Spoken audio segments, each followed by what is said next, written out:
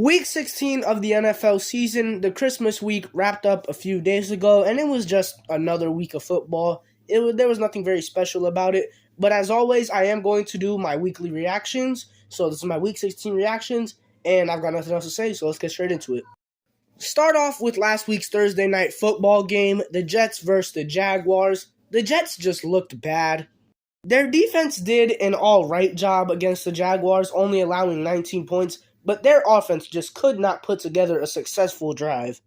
It got to the point where Zach Wilson got benched for Chris Streveler. I don't know what that dude's name is. I've never heard of that person in my life. I'm pretty sure he was a practice squad quarterback. So that pretty much sums up Zach Wilson's career as a Jet. I think it is safe to say this is the last time we will see Zach Wilson in a Jets uniform because he has just been given chance after chance after chance to redeem himself, and he hasn't done that. He's played like garbage, he's a bad leader, and he just got outperformed by a practice squad quarterback. So yeah, I think Zach Wilson's time as a Jet is done. As for the Jaguars, well, I don't really know what to say about them this game, but they did win this game, and I'm pretty sure they are leading the AFC South. Which is great to me because I'd much rather watch the Jaguars host a playoff game instead of the Titans. So yeah, that's all I got to say about that game. So let's move on to Saturday, Christmas Eve's action of games. Falcons versus Ravens. Typical Ravens game right here. Their defense did very good, only allowing 9 points. And their offense, they didn't do anything special. Tyler Huntley had an okay game. They did once again dominate in the run game, however.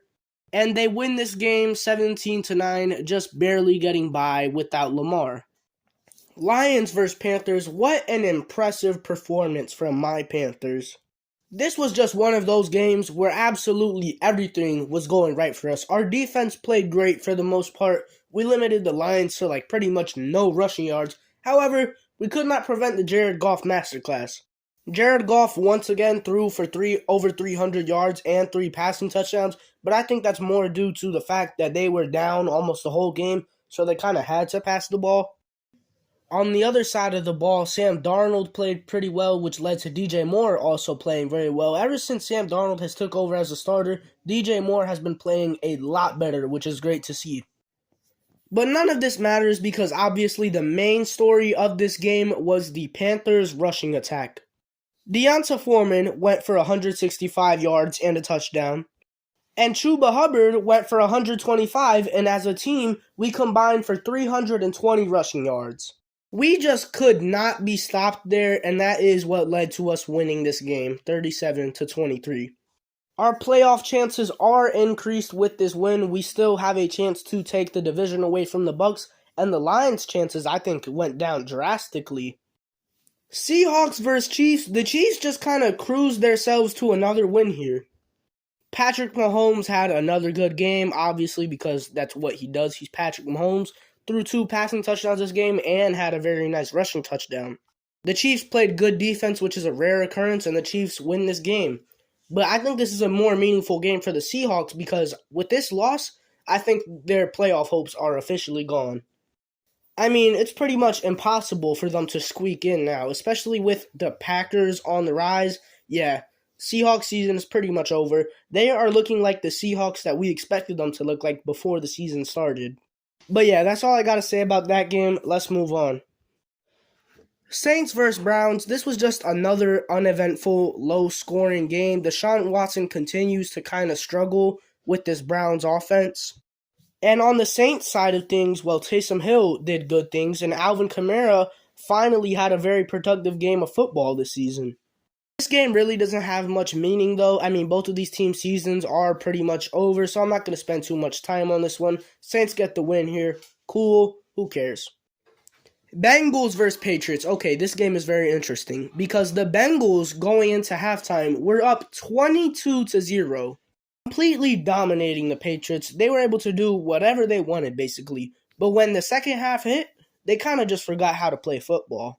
Their Patriots defense was doing very well, causing the Bengals offense to sell, turn the ball over, and the Patriots offense also started to pick up some life during this time too.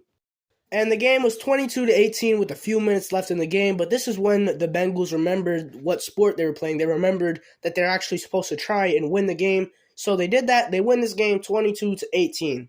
That first half Bengals team looked like the best team in the league. That second half Bengals team looked worse than the Texans. But at the end of the day, they still pull out the win, which is great because obviously the Bengals are a good team. I want to see them win. And also the Patriots lose, which is great because nobody wants to see the Patriots in the playoffs. Giants versus Vikings. The Vikings had got off to a very hot start this game and were doing really good in the first quarter. But after this, the Giants just kind of took control of the game. They were playing very well. The Vikings offense couldn't get anything done, and the Giants were looking like a very good team, and it looked like they were going to win this game. But the Vikings made a resilient effort late in the game behind Kirk Cousins, Justin Jefferson, and TJ Hawkinson, who all had absolutely phenomenal games. And after a 61-yard boot from Greg Joseph, the Vikings win this game 27-24. So basically, to sum it all up, the Giants had this game in their hands. It slipped out, and the Vikings pull off with another nail-biting win. Bills versus Bears. This game was close in the first half. The Bears were actually winning 10-6 going into halftime. But then, after halftime in the second half, the Bills remembered that they're playing the Bears, and they also remembered that they're the Bills, and the Bills began to blow out the Bears. They scored 29 points to the Bears 3, and the Bills win this game. That's how that went. I'm not sure if Justin Fields got injured because Nathan Peterman, for some reason, got reps in this game, so Justin Fields had to get injured or something. Okay, enough for that game. Let's move on. The Titans lost to the Texans. Give that playoff spot to the Jaguars immediately. Commanders versus 49ers. This was another one of those games, kind of like the Bills versus Bears, where the game was actually really close in the first half. The game was 7-7 going into halftime, but then in the second half, the 49ers scored 30 points. George Kittle went absolutely off. The defense played all right, and Carson Wentz actually got some reps in this game. I say some reps. He actually got a lot. I don't know why. I don't know what happened this game. I didn't really watch much of it, but just know that Carson Wentz was in this game. And I'm pretty sure that Carson Wentz was named the starter for the Commanders in Week 17, so it looks like Ron Rivera really likes Carson Wentz for some reason. Eagles versus Cowboys. This was by far the best game of the week and probably one of the best games of the year, definitely top 10. Because this game was just a shootout, ending with the Cowboys winning 40-34. The Cowboys' offense was electric throughout this one. Other than an early pick six, the Cowboys' offense was pretty much flawless throughout this game. Dak Prescott had an amazing game. CeeDee Lamb was him. Zeke scored another touchdown, and everybody on the Cowboys' offense was just eating this game. Even T.Y. Hilton had a huge play in this game as he caught a 50-yard bomb. And what this game just really came down to was the Eagles' offense turning the ball over too much. They fumbled the ball twice, one of those being in a very crucial part of the game. I'm pretty sure in like the fourth quarter or something, and Gardner Minshew threw 2 interceptions this game. So yeah, the Cowboys just simply made less mistakes this game, and that's how they won. If Jalen Hurts was here, would the outcome be different? Probably. But he wasn't. Injuries are a part of the game. The Eagles beat the Cowboys when the Cowboys had their backup quarterback, and the Cowboys beat the Eagles when the Eagles had their backup quarterback, so it makes it even. This was a very fun game to watch, though. Definitely one of my favorite of the season. Raiders versus Steelers.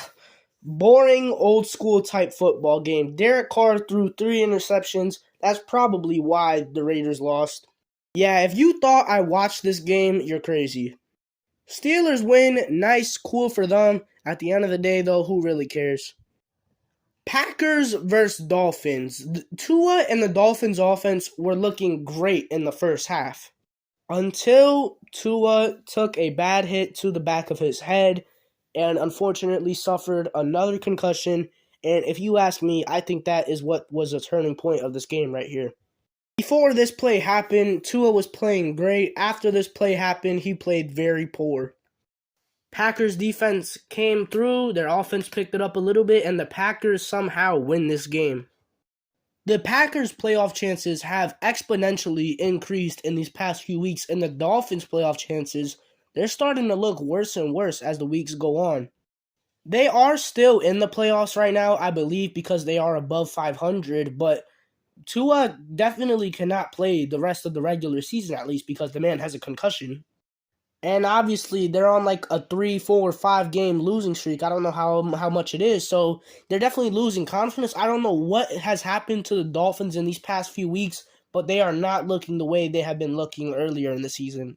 It's looking really concerning, and you've got to wonder, could the Dolphins possibly fall out of the playoffs? I hope not, but it's definitely a real possibility. Let's finish up the rest of these games, though. Rams versus Broncos, the Nickelodeon game. Oh my God. The Broncos got a 50-piece dropped on their head by Baker Mayfield. It's crazy how this is the game that made the Broncos decide to let go of Nathaniel Hackett. All it took was them being humiliated by Baker Mayfield and Patrick Starr, and they said, you know what, Nathaniel Hackett, get out of here, please. A 50 bomb is just literally insane. I don't even know what to say about that. Broncos country, let's cry. And let's finish up the other two games that we have. Cardinals versus Buccaneers. I literally did not even know that this game was going on when it was happening, so I literally have nothing to say about it. The Buccaneers win this game. That's pretty stupid. I'm pretty sure this game went into overtime, though, so that's just really concerning for the Buccaneers. How are you going into overtime with this Cardinals team right now? Monday Night Football, Chargers versus Colts. Justin Herbert had a pretty bad game, but it didn't matter because Austin Eckler was him this game, and also the Chargers defense was absolutely locked down, forcing 3 interceptions against Nick Foles. So yeah, the Chargers actually win a game because of their defense. That's interesting. And I forgot to mention, with this win, they actually clinched a playoff spot, which is nice for the Chargers. They're finally officially in the playoffs with Justin Herbert as their quarterback. So yeah, that's it for my Week 16 reactions. I tried to say as much as I could without really watching much football this week because it was obviously Christmas. So yeah, that's all I gotta say. Peace.